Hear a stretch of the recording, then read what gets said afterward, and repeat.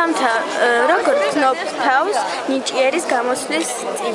ანუ ნიჭიერის სცენის გამოსვლის. ძალიან დიდი პასუხისმგებლობა და ძალიან დიდი ნერვიულობა, მაგრამ ყველანაირად ვემზადებით და გვინდა რომ გავიმარჯვოთ, ან გადავიდეთ შემდეგ ტურში. ეს არის ფინალი უკვე. ნახევარფინალი კაია, მაგრამ ფინალში გვინდა რომ ჩვენი უფრო მეტი შესაძლებლობები გამოვიყენოთ. ამიტომ რა ვემზადებით და ჩვენს მაქსიმუმს ვიყენებთ. კიდე ერთი კითხვა მაქვს მე, ანუ ვის ითვლი შენ კონკურენტად? ვინ არის შენი კონკურენტი? კონკურენტი რავი, შეიძლება ჯგუფიან ანსამბლი კიდევ ლენკაც კონკურენტი.